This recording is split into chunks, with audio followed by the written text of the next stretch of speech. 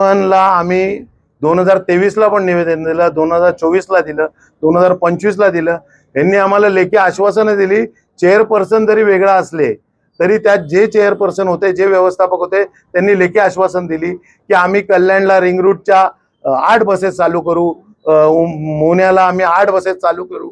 परंतु प्रत्यक्षात त्या चालू केलेल्या नाही. मोहण्यासारख्या परिसरात जो महिला वर्ग आहे, कंपन्या बंद पडल्यानंतर महिला वर्ग घरकाम, घरातली कामं करण्यासाठी खडकपाडा, योगीधाम या विभागात येतात. तिकडनं त्यांना रिक्षा परवडत नाही. त्याच्यासाठी आम्ही मागच्या वेळेला रिक्वेस्ट केलेली, यांनी आम्हाला आश्वासन, पण त्याही पण रिक्षा त्यांनी कागदोपत्री 4 दाखवले, आम्ही बस देतो 4, परंतु ऍक्च्युअली 2च त्या असतात आणि 2 ते वेगळ्या मार्गावर वळवले जातात.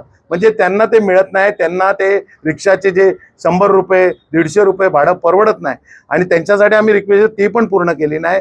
कल्याणमधला रेव्हेन्यूच्या जो कर वसूल होतो त्याच्यातनं यांना पगार मिळतो. कल्याणला सेवा द्यायला पाहिजे.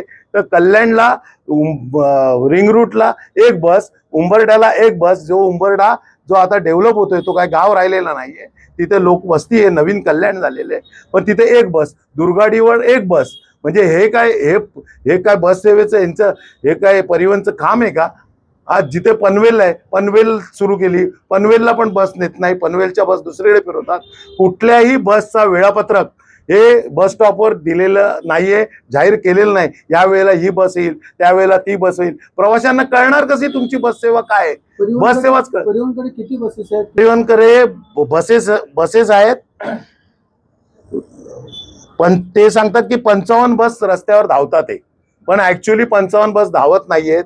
ऍक्च्युअली धावतात ते 20, त्यांनी आता स्वतःच सांगितलं, पण त्या 20 पण चालत नाही असा आमचा दावा आहे. कारण त्यांनी आम्हाला जीपीएस नोंदी दाखवाव्या. यांच्याकडे जीपीएस नोंदी नाही, यांच्याकडे जे कलेक्शन झालं ते नाही.